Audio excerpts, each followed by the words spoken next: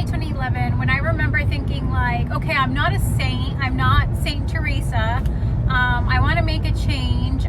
I see that there's a need for humanity to be assisted, and you know, again, this was in 2011, so I was like 21, and my cousin actually introduced me to this organization. Yeah, it was a really like interesting spectrum to be in, because I remember using the connections that I had at the moment was like by far the best experience for me, because I was able to like connect with classmates. At that time I was at Santa Monica City College, and I had just met some of like the coolest people that year in the psychology department, and when they found out what I was doing, they were just like, oh my god, I'd love to be part of that, are you kidding me?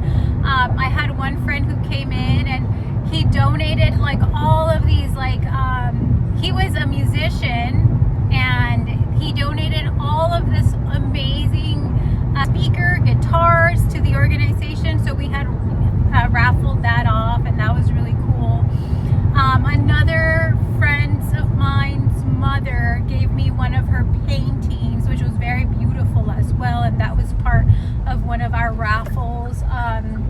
She had done an incredible job, and she said, you know, I have this extra piece and I'd like to donate it for the cause, and it kind of fit perfectly now that I think about it. Oh yes, another friend donated tickets to Disneyland that year.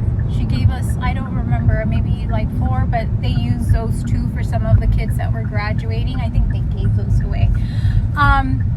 So yeah, it was a lot of fun. And then on top of that, we did my first marathon, and that was also great.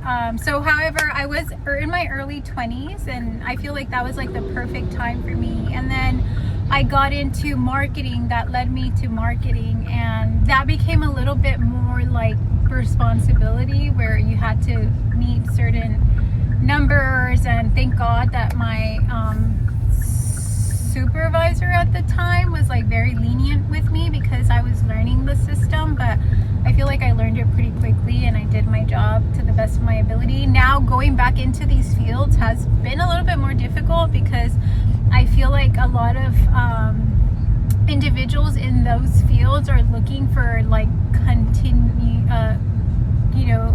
are looking for people that have done the same thing for X amount of years. Like if you have 10 years in marketing, you're probably doing, you're probably really good at it at this point. I, however, decided to go back into my, I decided to go back to school, because I remember like meeting some of these marketers and just feeling like I wasn't, I didn't really step on the same like level as them, or I wasn't really backed up by the same faith.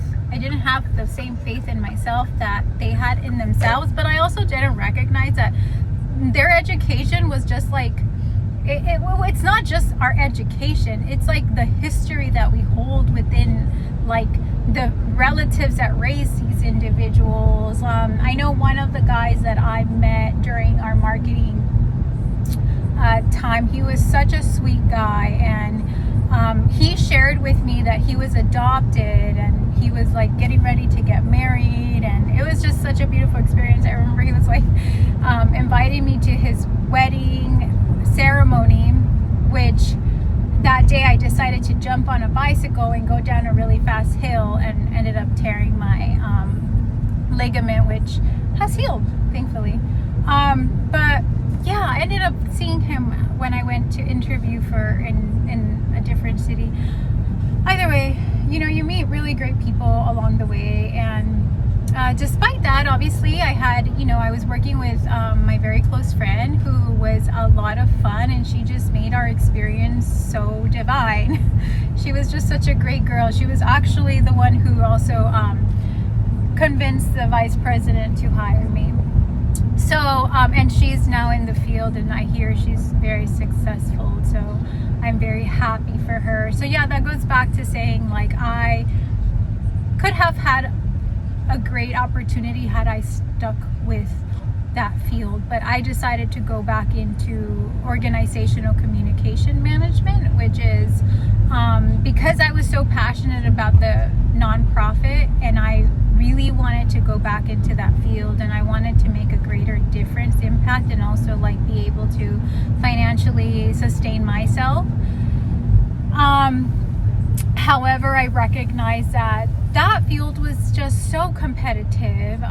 You have a lot of individuals who are so much smarter, who are so much younger, who are so much I want to say like their platforms and their foundations are so much stronger, where again faith comes in handy, because despite my own weaknesses that I feel I have within my own foundation, like having the grace to say that I am capable of moving into these departments and taking on more responsibility is, you know, very important, which is why I feel like going into the doctrine, am I saying that correctly? Doctrine, the Catholic doctrine is important, because in those seats you sit with people who are extremely you know, well funded with education. Like I know a lot of the people, especially in the city in which I am choosing to be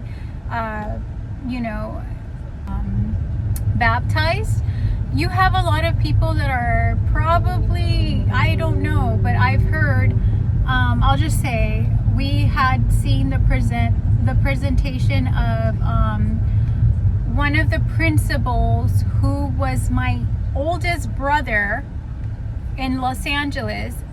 It was her principal, so she was a principal for all of the Catholic schools, and from his elementary. I remember sitting there with my mom about 2 years ago or so, and my mom was like, oh, I know that lady, she's Gennaro's principal. And I just thought, oh my god, that's crazy. Like she even took a picture with her, and I just thought that's amazing how so many years after, like we're sitting in front of her presentation, and she talked about how she traveled the world and did a lot of philanthropic work outside in different, I think she was from Guatemala, so from different countries. Obviously there's so much work to do everywhere, right?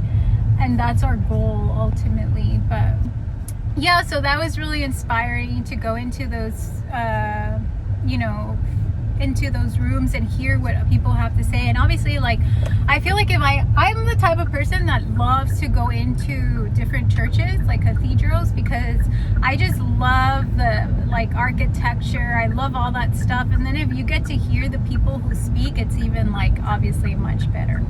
But yeah, I want to stay focused. So I was sitting there last weekend with my mom, and I just had this very beautiful vision, and whew, it gets me really emotional to think about like where we've been historically and where we are currently, and recognize like how much more work we have to do to continue this process. So whew, it's so exhausting, but here we are. And I want to be able to like overcome this barrier of like sadness that I feel when I think about how behind I am, because hitting your mid-30s and not having your shit together